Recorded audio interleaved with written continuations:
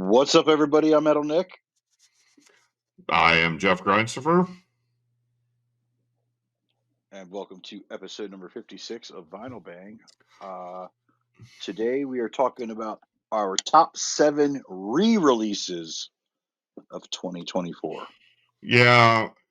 This was whenever we were trying to come up with ideas for an episode. So we should talk about stuff that was released in 2024, not albums, but like albums that were pressed, cool pressings or whatever that were released in 2024. Not necessarily a new album because that was new releases because that was the last episode. But there's some cool stuff we want to talk about. Some really cool reissues and re-releases that they came out last year. That it took me a minute. I think we talked about it a couple weeks ago, and I was scratching my head, being like, I wanted to do it, but couldn't wrap my head around it. And then when I went and looked at Discogs, I was like, oh man, there's a lot I could talk about here. So fuck it, let's do this episode. I'm actually excited about this one because I think I've talked about everything on this show at least once, and we've only done this show for a year now, but still, these are some cool things that came out last year that I'm excited to share with our reviewers. Absolutely. And on a side note, I was really hoping that today would be episode 57 because today is Mike Patton's 57th birthday. Ooh, I saw that earlier. I was wondering if you were going to talk about him tonight. So happy birthday, Mike Patton. Please do our show. Greatest band in the world. Please do our show, Mike Patton. I love you. Yes, sir. All right, Jeff. You want to start? Yeah, we'll start this off with an appropriate reissue from that was released last year in 2024, a 25th anniversary, or last year. I'm sorry, last year was the 25th anniversary of Mike Patton's Ipecac Records, and to celebrate the 25th anniversary, they reissued the first 3 Phantomas albums. They did. They reissued everything except for Delirium Cordia, which is also called the Surgical Sound Specimens from the Museum of Skin. They reissued Suspended Animation, which I've got back here on display because it's what's on the turntable right now, and the Director's Cut, and the debut album, which came out on April 1st of 1999, Amenaza Al Mundo, the self-titled Phantomas record. So my first contribution is this incredible band that, as I've stated a couple episodes back, is apparently not doing any more project, or they're no longer a project. According to Buzz, he doesn't think that they're going to release any more albums or do anything else, which is a major bummer. I love this project a I lot. guess you could say it's a buzzkill. But with the roll on snare curtains, everybody laughs. Yeah, shitty deal. But Phantomas absolutely has to be recognized as part of this. This is actually one of the reasons why I wanted to do the reissues of 2024 as an episode, because cannot talk enough about Phantomas. Huge fan of the band. No, I remember when you told me that was coming out. I was pretty excited to see everything that you were getting in that box because I know that they've had very unique and interesting releases when they do release stuff. So I was pretty happy for you as a collector of Mike Patton and all Mike Patton projects that you were Yes, going to sir. be able to get your hands on that. But most importantly, I was excited to see what variants and cool, unique pressings they were going to put together there. So that I'm happy that came out that major year. I mean, I kind of have something similar to that in my list as well today. So Right on. kudos to Mike Patton and Ipica. How do you say it? Ipecac. Ipecac. Ipecac. It's the stuff that you drink to make yourself sick. Yeah. And that's their whole thing, is like making people. That's their slogan, is making people sick since 1999. Nice. Yeah.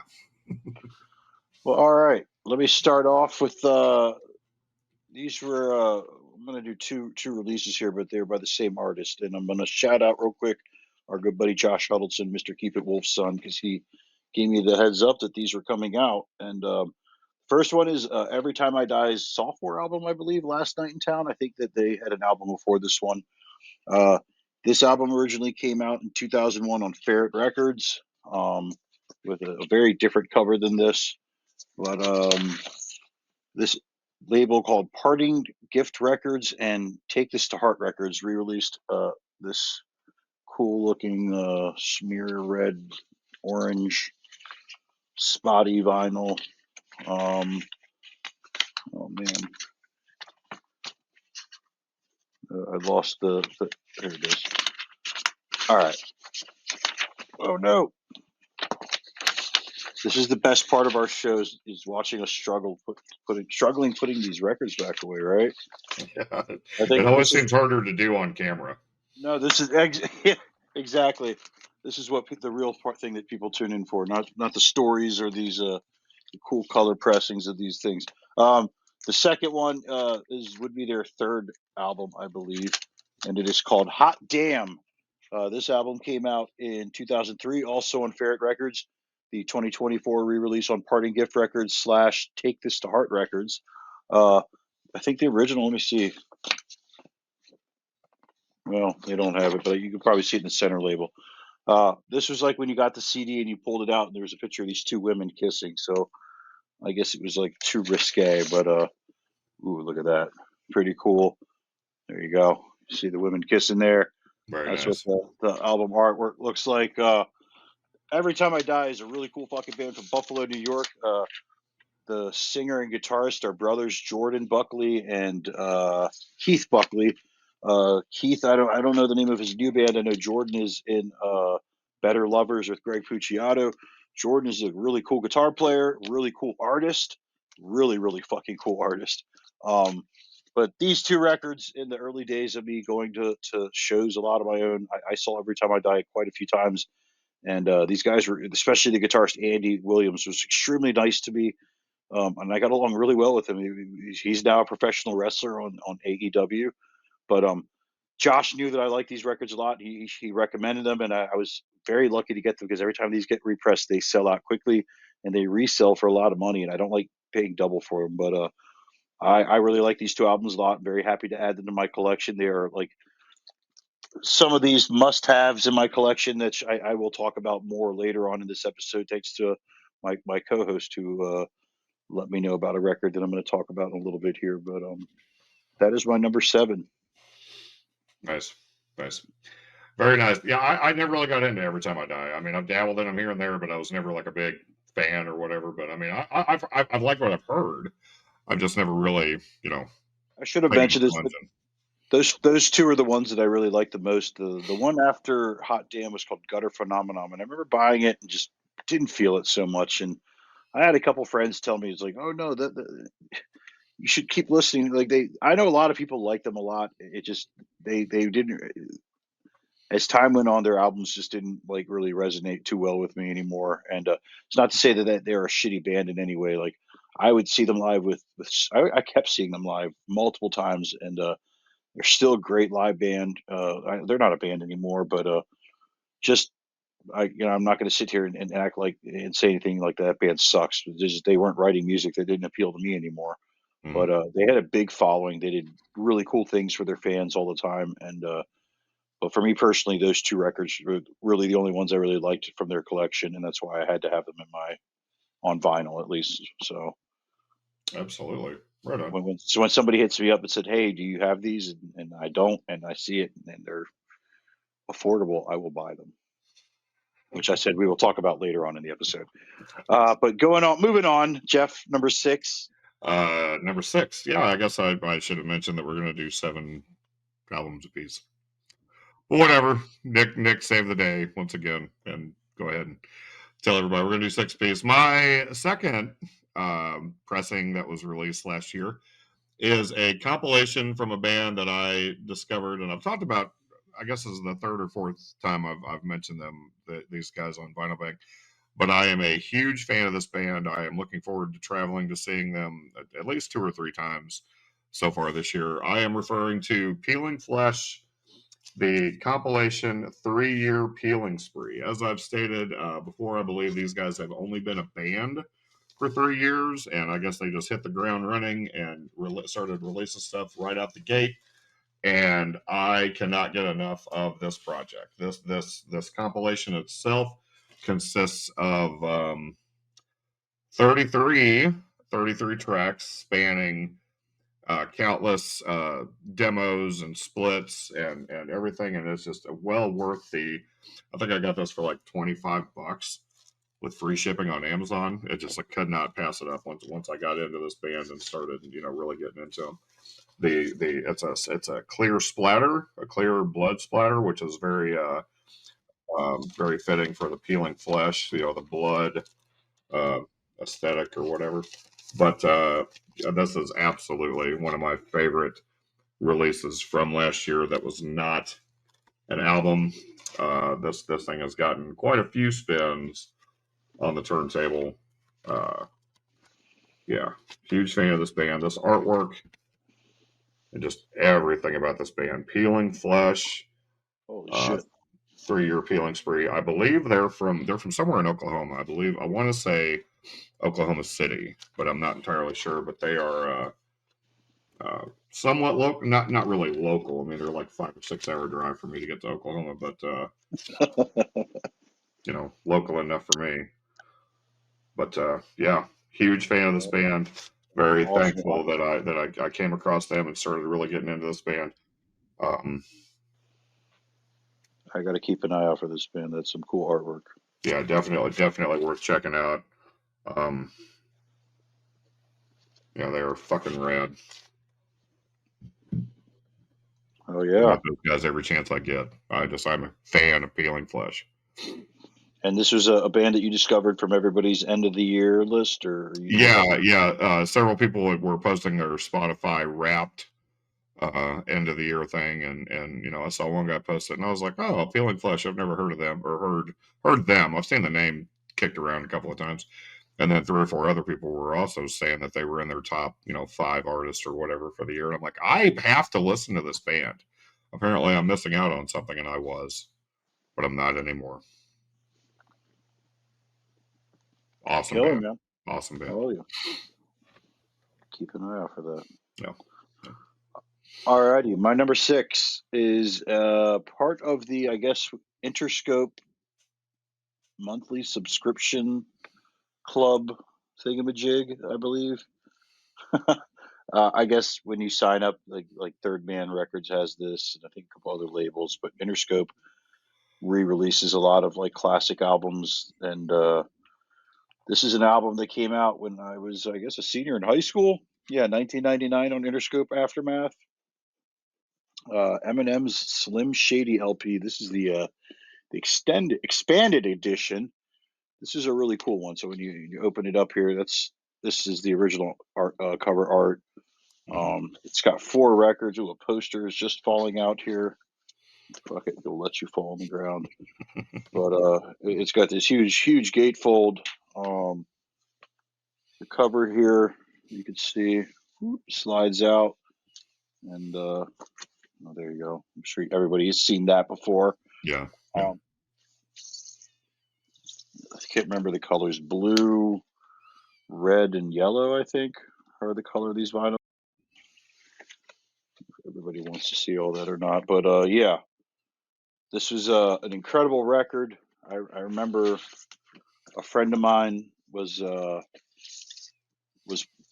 we were driving to a party and we were listening to this CD, and that song "My Fault" had come on, and I just was like, I was like, wait, is this for real? Like, did he really like feed these mushrooms to this girl and she had this bad acid trip or bad mushroom trip and like, um, but I mean, regardless, like Eminem is his storytelling is just off the fucking hook. Like I just like bought into it. I mean, I remember listening to that song and it gave me like goosebumps. What is this poster? Oh wow! Oh shit! Oh, that's awesome. Yeah, That's I that's, thought, that's pretty cool. I thought it was gonna be one of these weird ones of him. Um, so, oh my god, how am I gonna put this back together? Um, yeah. Uh, this record, I remember. I guess what My Name Is was the first single off of this. And Mhm. there was like a local basketball player who was on the Washington Wizards named George Murson, who was in the music video. But like what else was on this album? Guilty Conscience was a big one.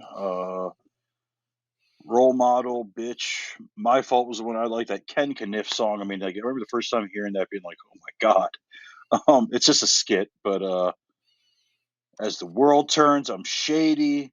I still don't give a fuck. And then when his second album came out, I believe that one blew up. But this was a numbered vinyl, number 1653.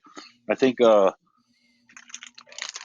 I think there were a couple other Interscope releases that came out this year.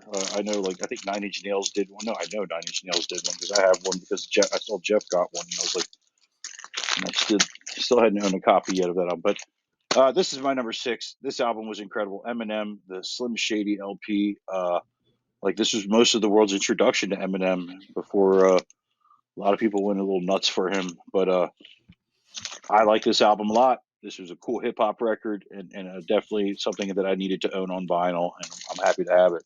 Mhm. And yeah, thank God for that Interscope Club last year. They put that out. Right. I was able to grab a very unique version of it. Yeah, yeah, that was um as you said. I mean, I was in the Interscope thing because of their reissue of the Downward Spiral. Mm-hmm. I got that and then kind of dipped out. I mean, I think they did like Understandable.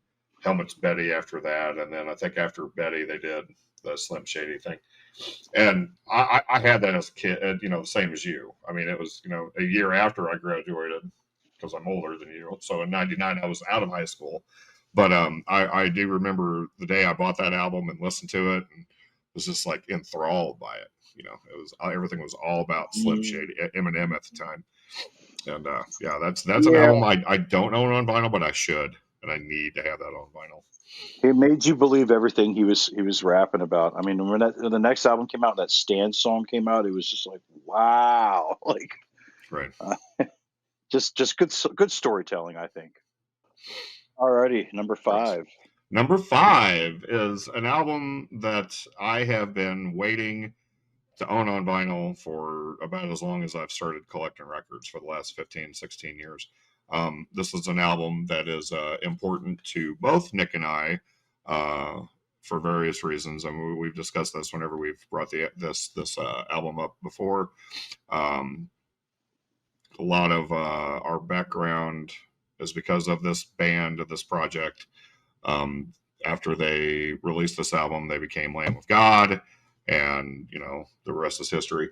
But this Burn the Priest album, it just I'm absolutely just beside myself to finally own Burn the Priest on vinyl.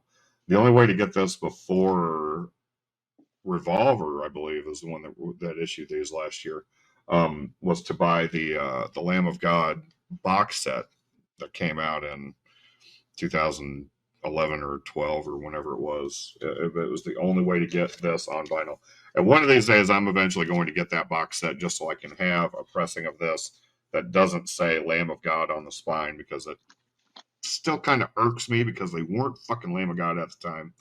But it is what it is. To have these songs on vinyl, Bloodletting, Resurrection number 9, which was Nick's username on the Lamb of God message board, uh, Suffering Bastard, which was my username on the Lamb of God message board, and where Nick and I came up with our Suffering Resurrection Productions.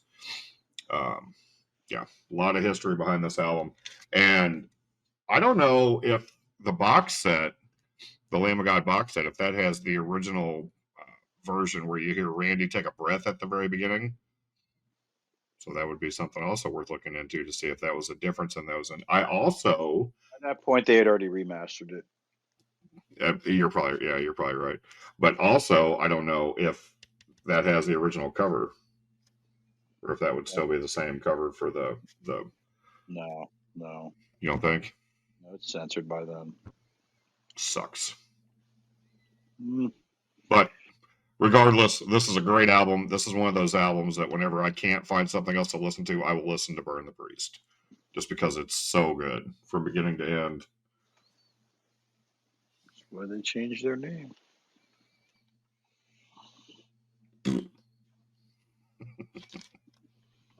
Burn Yeah. the Priest, number 5 for me. Uh,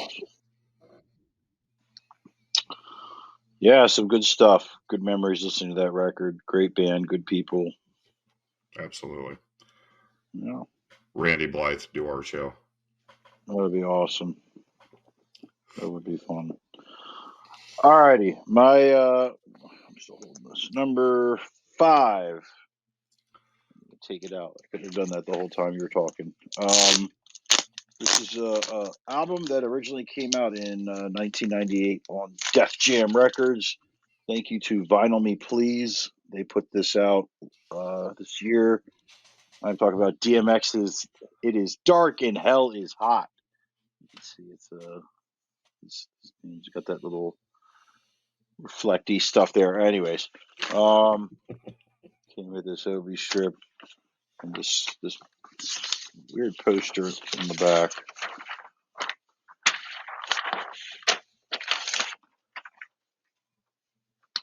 Hmm. Yeah, I don't know. DMX was into some weird stuff. Um, other than smoking crack. Uh, this is it's like first, I guess, like full length or introduction to the world. I mean, that song "Get at Me, Dog," Rough Riders anthem. I'm waiting forever to own this on vinyl. This is like a blood red, or I don't know what they called this pressing, but yeah, I I'm happy to finally have a copy of this on vinyl because I looked for a long time and the OG pressings weren't cheap. I guess this was really just made for DJs. Um, but I like this song a lot. The song "Fucking with D," the second track or the third track, I guess technically on here is great. And yeah, I was a big DMX fan. I remember I had some friends growing up that really liked hip hop, so that was like my only way into like knowing what any of this stuff was. I saw him back in 2018 before he passed away, and he kept saying he was in DC, and people were cutting him off, and he was like, "What?" And they were like, "You're in Maryland." And then he goes, "Oh, Maryland," and then he said Baltimore. He starts naming all these streets in Baltimore, and like everybody in the club knew what was going on. Like he was naming all these like crack neighborhoods that he must be getting his shit from. But it was hilarious. He performed every fucking song I wanted to hear him play that night, and he was pretty fucking late coming on stage, but he gave the crowd everything they wanted. He was awesome. Rest in peace, Darkman X. I've seen a couple. I guess the last episode I shared that I have his third record because I bought that recently, and yeah, I wanted to have all the stuff of his that I enjoy, and this one was one that I enjoy a lot. Happy to finally have it on vinyl. Like I said, there comes a point where they're starting to re-release a lot of stuff on record, and this last year I think I got lucky with quite a few things that I've been waiting for a while for, but still a few small handful of things.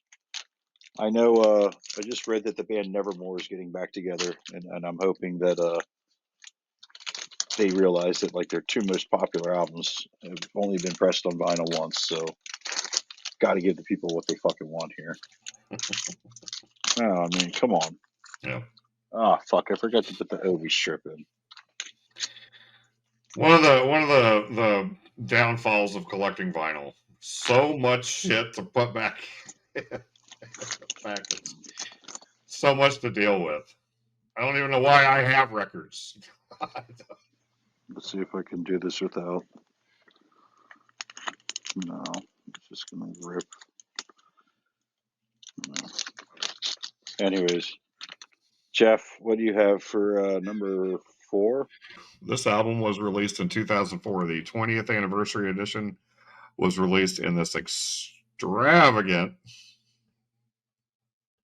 very extravagant box set um, by Relapse Records, our good friend and musical creator of our intro for Vinyl Bank, Scott Hall, put together a beautiful box set, 4 discs for their Pig Destroyers album Terrifier. And this thing is just, I mean, even more beautiful in person than it will ever be, however many times we ever bring it up on Vinyl Bank. But yeah, this box set is just incredible. The layout is incredible, and I grabbed the clear pressings just to go ahead and show them because I didn't really do it last time. Whenever I showed it on the whenever I was ripping through all the pressings, the new releases that I had. But yeah, this box set is incredible. The layout, the artwork, everything. It's just what a box set. What an album. Definitely had to showcase this again on the show. Big Destroyer Terrifier, number 4 for the greatest releases of 2024. Because it is. I mean, this box set is just amazing. It's really nice. Really, really nice stuff. Yeah, man. I'm a big fan of that band. All right. My number 4, right? Yeah. Yep.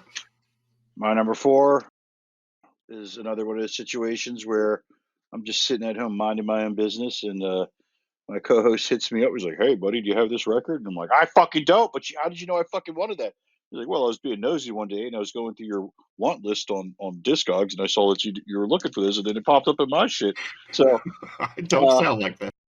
that's exactly how Jeff sounds, especially through text. Uh, Misery Signals of Malice and the Magnum Heart. This came out in 2004 on Ferret Records. A lot of re-releases this year from Ferret Records. Thank you very much for all you people that are helping us old school metalcore head fans for stuff like this.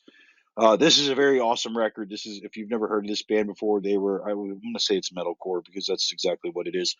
But this band is fucking incredible. It gets a little proggy at times, maybe. I don't know. Um, I think there's like this band came from another band called hmm, Seven Angels, Seven Plagues, maybe.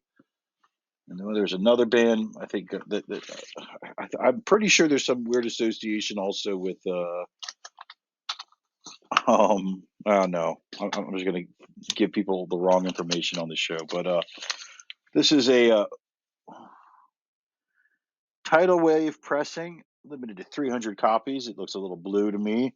Um, this record's really fucking cool. I this band I guess broke up last year, and they went on tour and performed the album in its entirety, and they had like tour exclusive pressings, and then 2 different labels, put it out so that the people like me who couldn't go see them live could finally have a copy of this. And I'm very happy to have a copy of this because this was a very cool record that I got a small group of friends into, and then over the years, I hear people talk about this band, but they kind of just had like a weird history. And I know the guy who sang on this record left after this album came out, and then they did maybe 2 or 3 albums with this other guy, and then this guy decided to come back, and they just kicked the other dude out like randomly without letting him know.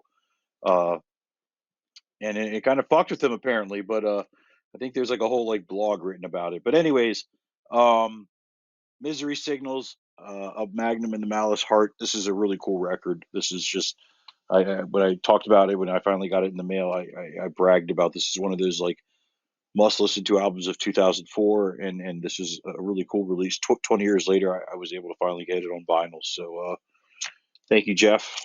And this is Experience Vinyl has put it out, re-released it. So Experience vinyl indeed. that's the name of the label. I don't know. Right? Is that what I got here? I think so. It says Yep. Real Gone Music. Real Gone Music put it out. Yep. I, I have it on vinyl. Who can keep track? Nick has it on vinyl records. Is what it. What That's that's what it should be called. Nick finally has it on vinyl records. That's right. All right. Number 3. Fuck yeah, we're gonna top 3. Let's do it. Uh, this is gonna be a toss up for me, and these aren't in any real order. Like I'll just go ahead and you know more than halfway through, I'm gonna go ahead and explain this because there's no way to put these 3 in order. Any of them really. This next album is it was from a live show that my wife and I attended. One of the greatest live experiences I've ever had in my life. Top five experience for sure. One of the top five shows I've ever been to in my entire life, and it is something that I will never ever forget. Um, my very first time going to Red Rocks on August 9th of 2022. I am referring to the 25th anniversary of the South Park celebration at Red Rocks in Boulder in Morrison, Colorado. This performance is, of course, it's a three LP set of live performances and bonus content. What I remember from the show, there's some stuff that I saw live that is not on here, and there's stuff that I saw at Red Rocks that have not been that it wasn't on the what's streaming on Paramount or whatever it is, wherever they're showing the live shows from. But absolutely amazing experience. Um, and this packaging, like I was so stoked whenever this was announced for Record Store Day last year. The packaging itself is incredible. The the artwork inside, the vinyl themselves, just I don't know. I believe these are referred to as towely blue. I believe is what the actual color of these are. Um, but yeah, I was beside myself whenever I found out that they were going to be releasing this as a vinyl box set for Record Store Day in 2024. Layout of the poster, one of the many poster options from the show, and yeah, just an incredible box set, an incredible thing to have in my collection, and I'm very stoked to have these three records from one of the greatest concerts I've ever been to in my entire life. Long live South Park.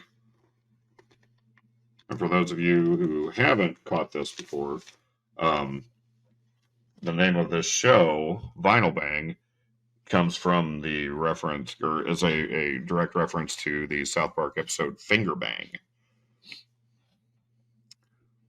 Yeah, these guys right here, the Finger Bang characters.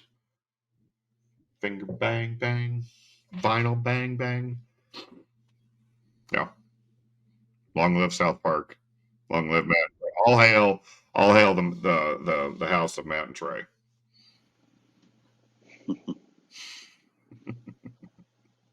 Definitely. Great Huge South Park release. fans over here. Definitely. Oh my god. Oh my god. I was at dinner with my sister and my mom not too long ago, and I was just talking about that movie. So Oh, I'm bigger, fucking longer, off. good. Yeah. Didn't want to give them the gist of it while we were eating dinner, but I was just trying to explain to them how great that film is. But all right, moving on. Oh, where'd you come from? All right, my number three. Uh, much like my co-host here, I have some beautiful box sets. Pair of them. One is the regular, one is the clear. I don't know. I'm not going to break them out for you because Jeff had already showed you how gorgeous these are. You can use your imagination though because these are fucking amazing looking. Oh, hold one side up like this. You see what the front and the back looks like. Pure nudity, fucking great. Straight grindcore. This this I was at this for the CD release show and then the 20th anniversary show of this. Um, like Jeff said, Pig Destroyer, great friends of ours. Shout out to JR who hooked me up with the copy of the clear one. I don't know which one is which. I have fun pulling these apart when I put them back on my shelves. But this was my number three re-release of 2024. Like Jeff said earlier, great packaging. I mean, you can see this shit just shining off my fucking face. It's like blinding me in the eye right now. Mm-hmm. This was a great record. start to finish. I think that song "Towering Flesh" is probably one of my all-time favorite songs this band has performed. Never performed live. But happy to own this. Happy to own the limited edition promo friends and family only version of this. Um, can't say enough good things about this band, the people of this band, past and present. Um, I love Big Destroyer very much, and much like my co-host, this made my list because this was a great release last year. I mean, there's just no denying that was going to be on both of our lists. I'm very happy to see that yours is on there as well because it's just a phenomenal fucking record, man. Oh, it is. I mean, besides the album itself, I mean, just the layout of it, the packaging, Hmm. everything is Hmm. just stellar. You know. They put some heart and effort into that, and I know there's a gentleman who helps put together the pressings of these that and a lot of the newer relapse releases that hopefully we can get on our show soon. Mr. Drew Jurgens, I know he had a big hand in that, and I would absolutely love to have him on our show soon. So cross your fingers for us, folks. If you know the guy, reach out to him. I know a couple of our past guests are friends with him, so Mhm. that'd be absolutely excellent. Make some calls, make it happen. Yeah. All right. So we're at number two. Two more, two Let more. me get my mouse to work here. All right, there we go. Oh, All right. Did we hit yes. record yet? Dude, we didn't hit record by this point. I'm like, I'm done. I'm going back to watching The Simpsons. I'm not doing this anymore. All right, all right. Enough inside jokery aside. My number two is going to consist of several albums. I'm not going to get into every album in this box set, all four of them. But yeah, this was something that I was very happy was released last year. This is a collection of um, side projects from one of the greatest bass players ever, one of the coolest bands ever. Uh, Talking about Les Claypool's The Adverse Yaw. The Adverse Yaw, the Les Claypool collection from, this is titled The Prawn Song Years.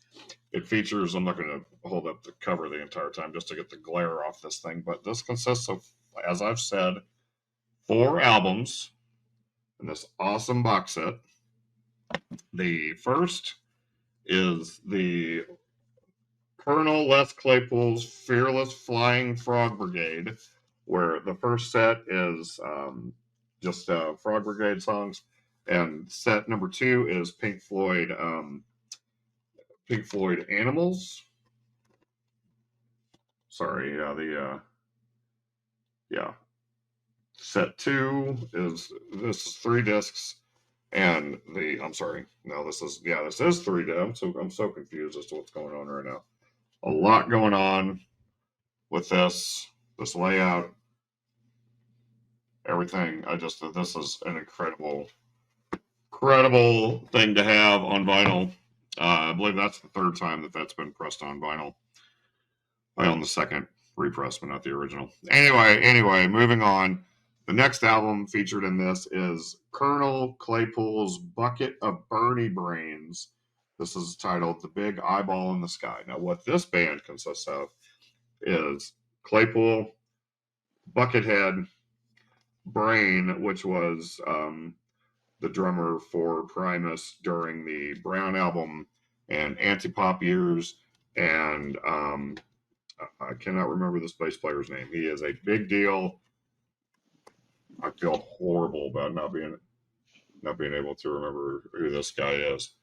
Um, The but yeah, bass player? the bass. No, I'm sorry, not the bass player, the guitar player. I was Sorry. gonna say. Yeah, I got bass player on my mind. You know, with everything Claypool.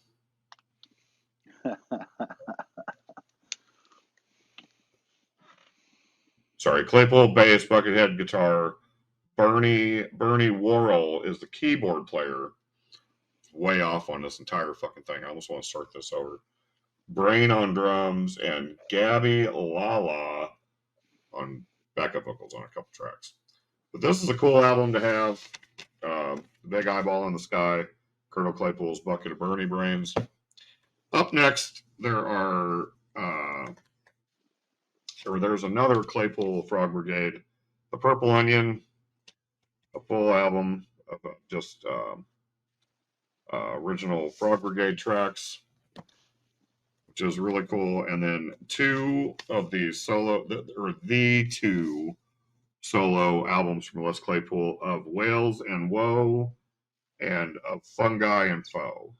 These are really cool albums that I'm not 100% familiar. I mean, I've heard all of them, but I'm not entirely sure which one is which. I know that the theme song for Robot Chicken is on of Whales and Woe, as you can see here. This is the actual uh, theme song for Robot Chicken, which is pretty cool. My boss, and he doesn't like to call himself my boss. He likes to call himself my financial spiritual advisor. Informed me that one of his favorite Claypool songs is "One Better," and I've really given that song a lot of attention since he's pointed that out to me. It's a great song. It's a great fucking song. So yeah, there's my four, five, four, 2, 3, 4, 5 albums in one box set from Les Claypool. So Cool. yeah. That was a lot of stuff. Um, I've only heard of like the Flying Frog Brigade project. I don't know any of the other stuff he's done, but Mhm. all right, y'all. My number two, right? That's where we're at. Yes. Number two. This came out on Record Store Day. This is a box set of one of what I think is probably the most underrated bands that I've ever heard in my life. This is the Black Breath box set. Uh, this is their demo cassette, the Razor to Oblivion EP, Heavy Breathing full length, Sentence to Life full length, and Slaves Beyond Death full length. You can see they have all that listed there on the back. I will pop this Whamma Jammer open. It comes with this picture book of all this stuff that Black Breath is, photos, story of the band. Um, like I said, the Razor to Oblivion EP, which originally had come out in the year 2008, red vinyl. Um, their first full length, Heavy Breathing, which I've shared on the show quite a handful of times. This is a clear vinyl. This Very uh, this one came out in the year 2010. Uh, the the EP originally came out on Hot Mass Records, and then after that they got signed to Southern Lord. So from this and everything else was Southern Lord released. Second full length, Sentence to Life, clear yellow vinyl. This one came out in the year 2012, I believe. Yeah, I talked about this in my top 20s because this is one of my favorite albums of all time. And then their final album, which came out in the year 2015, also on Southern Lord Records, Slaves Beyond Death, uh, standard black vinyl. Uh, yeah, this is a really neat final album. There's also a demo cassette that came in here. I've seen that T-shirt a handful of times. Black. Um, there's also a Black Breath patch, and I kept the hype sticker because I fucking love this band. But yeah, Black Breath box set. This was a must have for me because anybody who knows me knows how much I love this band and respect this band. And their bassist passed away in late 2019, and I guess after that they just decided to not tour anymore or pursue anything else, which is understandable. He was a heavy part of the band. Here he is here on the back. Eli, rest in peace. Mm. He was one of the ones that I kicked it with the most. Him and the singer. But there you go. Black Breath box set looks fucking awesome. Very heavy black on black. But yeah, this was a great band that I every now and then when I meet people who know who this band is, I get really excited because they're just they're a very important band to me. You know, they were one of those bands that I like a lot, and not too many people cared about them as much as I did, and that's fine. I'm on my own island with that, but I've always thought they were a rad band. Every release they put out was just banger after banger. So Right.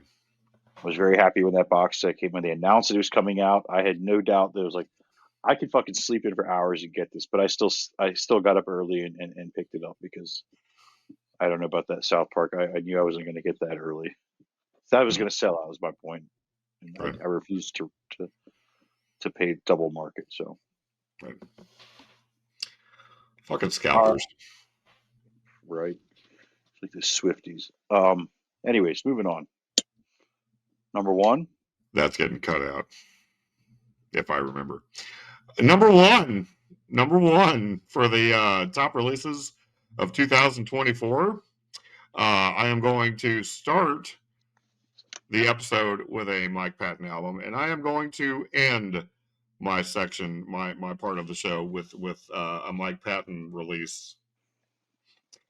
I am referring to the Mr. Bungle quote unquote box set that, of course, is going to be very hard to see, and because of the reflection, because of the reflector, the silver packaging.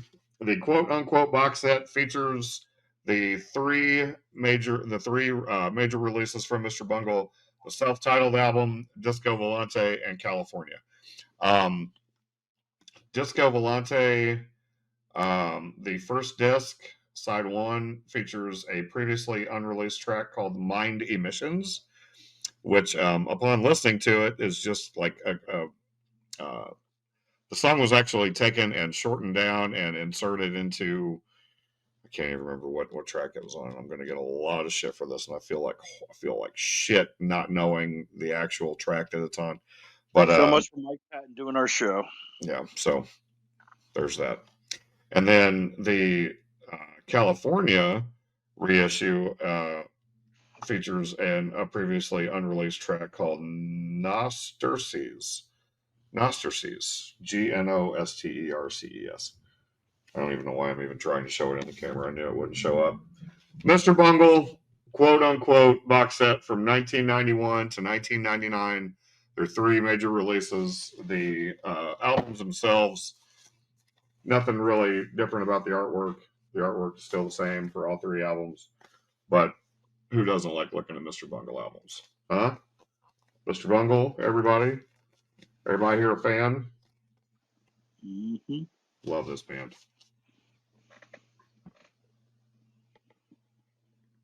Yeah, great album, great releases, all three of them.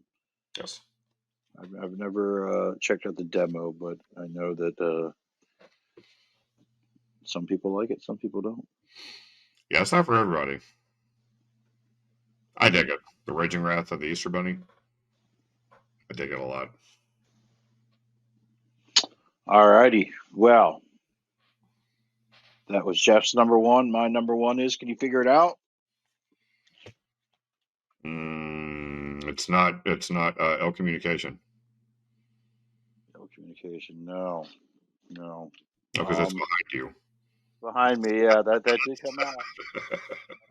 That was a re-release this past year, and I wanted to just put it up there. Like last week, I had the honorable mention for the Wormed album that came out last year. Right. I couldn't mention every great release that came out in 2024 re-release, but this is another one that was like always like, damn, I wish I could own this on vinyl someday. And lo and behold, the Red Chord went ahead and put out their very first album, uh, fused together in revolving doors. I don't own just one. I don't own just the test press. I own every damn pressing of this record. Look at me, I'm fumbling them all. This one comes with like the little card in the back. Um, this one I have a set list in from the show in Chicago. But I own. Oh, this is when they played Clients in Philly. um, I own them all. I'm a little crazy like that. I guess you can call me Jeff Grindstoffer, because I have them all. I own every pressing, including the test press of the Red Chords fused together in revolving doors. I love this band a lot. These guys, when they were actively touring all the time, I would go see them all the time. I mentioned it when we had both Greg and Gunface on the show. I would punish these dudes with questions, but they were all very kind and very nice to me. So nice that they hooked me up with a test press of uh, this this album. They posted pictures the other day of the Clients era lineup, and so I'm like, oh man, I can smell what's coming. So that's my favorite album by them Clients. Hopefully that we're getting that this year because like I'm just man, I fucking love that band so much, and this was a cool record. This was a little bit of a grindy record. Everything that came after that was a little bit was grind, but they toned it down a little bit more. But I'm nothing negative. I mean, the Record just they are one of my favorite bands. That's why I hype them up so much, and I own every pressing. I'm a bit of a completionist when it comes to this band because they were just always so cool to me, and any way I can own every pressing of everything they do, I will try my best to do that because yeah, just awesome band. Um, but yeah, that was my number one re-release of 2024. It originally came out in the year 2002 on Robotic Empire on only CD, and then in 2024 Black Market Activities and Death Wish Inc. Death Wish Records put it out, and I got them all. Hell yeah. Hell yeah. Very So that stoked was on you getting every copy of that, man. That's awesome. yeah. I'm so was I. I was really happy the guy sent me that test press. I wasn't expecting it, but huge shout out to Guy Kozwick, one of the greatest frontmen and nicest human beings alive. I really wanted him to be on our show because he has his own record label, and those are always interesting stories. There's just like a million stories you could tell about all the bands. I've got some interesting stories of, especially around the time with the Tony Danza Tap Dancing Extravaganza was signing with Black Market. I used to talk to Jesse a lot, and his girlfriend even said that between me and Guy, that's all he ever talks to on the phone. So like I remember he was very excited to sign with that label, and I would love to have Guy on and tell his side of those stories too, because that was a big deal for them, man. Like they were Danza was huge for Black Market, and they kept getting better and better with their releases too. So Yeah. yeah, Agreed. Agreed. yep. I miss Danza. Well, same. I tried reaching out to Jesse a couple years ago when I was going to go out to Tennessee, but I think he was in school at the time, so we couldn't really meet up. But great guy, great band. Um, Jeff, you say you have some new stuff. Newish. I've kind of overlooked the cassettes that I've gotten over the last month or so. Like these aren't like 3 years old or anything. I've gotten them within the last couple of weeks, but I haven't shown them on the show. And I should have because I am very proud of these. 3 cassettes, not vinyl. Boo. First off, and all 3 of these come from Hit Records in Columbia because Hit Records is the best. They are my boys. They are a great record store. If you're ever in Columbia, go to Hit Records or don't fucking talk to me or my son ever again. First cassette is the self-titled debut from the Violent Femmes. Um, I don't know which actual release this is. I don't know. They've released it like 17 or 37 times or some shit, but I don't care. I have the original Violent Femmes debut album on cassette. Very stoked about that. The second cassette is the very first live album that I ever owned as a child, thanks to Columbia House. And not only is it a great live album, but like I said, it's the very first live album I ever owned. Ministry, in case you didn't feel like showing up live, features the tracks The Missing, Deity, So What, Burning Inside, Thieves, and Stigmata. And this is not the original cassette that I had as a kid, even though it looks like it could be because it's very rough, very weathered, very, somebody gave this a lot of love before taking it to Hit Records to try to uh, get them to sell it for them. But yeah, Ministry, in case you didn't feel like showing up live. And last, the only time that this has ever been pressed on cassette, only once ever in its entirety of being an album, Melvin's Bullhead. Fuck. hands down one of my absolute favorite Melvins albums ever. On cassette, 1999, well worth every fucking penny to have this Melvins album on cassette. And if you've never heard Bullhead, you need to stop what you're doing and listen to the last track, Cow, immediately. The entire album's amazing, but Cow is just, fuck, it's a good song. So, new-ish releases, I just had to contribute something. I don't want to be a loser and not have new stuff. Duly noted. I'll try to find something next time I don't have anything, and you are the only one sharing. I got one thing to share. This is an album by a band called Human. Stopping Power is the name of the album. This is featuring Rohan of the band Extortion on vocals, Bob from the band, I don't know if he's in To The Point or what, and then a gentleman from the band Lack of Interest, Fetusk. He plays the bass and the guitar. Bob is also the guy who does Deep Six Records, which is what this came out on. As you can tell, that's the same artwork that Rohan from Extortion. This is his artwork. As I was sitting here looking at this, I said it was a numbered vinyl. I was like, no shit, and I pulled this out. Number 88 of 500. Yeah, the name of the album is called Stopping Power. It says complete collapse brought about by the failure of a single component. Pretty neat. This is a project I saw somebody posted that I was unaware of. It's like thrash hardcore. It's a blue vinyl. Looks a little extortionist just with like the artwork and all that, but yeah, something I saw. Wanted to grab it off Bandcamp because I'm a big fan of Mr. Rohan from Extortion, and yeah. Well, I checked it out on Bandcamp obviously before I bought it, but yes, this is the only thing I got this week. But I always also like his artwork. Bunch of anvils falling from the sky. That looks like it sucks.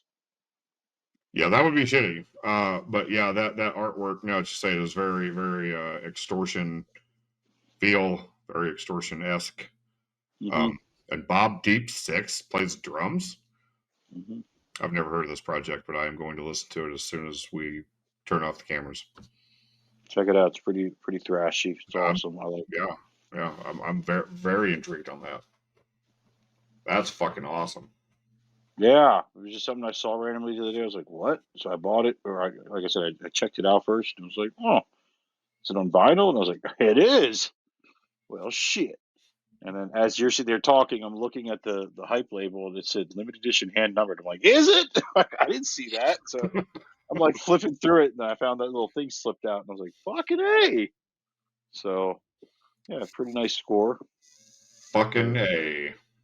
I just bought it like a week or two ago. I haven't gone to any record stores in a minute, so. Yeah, I haven't either. I haven't been to any record stores this year. It's been snowing a lot. We've also had like sub-zero weather out here, so Yeah. I just have had zero desire to leave my house when I don't have to. Same. Yeah. Well, let's not waste anybody else's time. Thank you everybody for watching this week. We hope you enjoyed. Jeff, got anything to add? No. Besides Mike Patton, I love you. Do our show. Happy birthday, Mike Patton. Happy birthday, Mike Patton. Do our show. Thank you, everybody. We will see you next week. All right. See you guys. And a final bang, bang, down.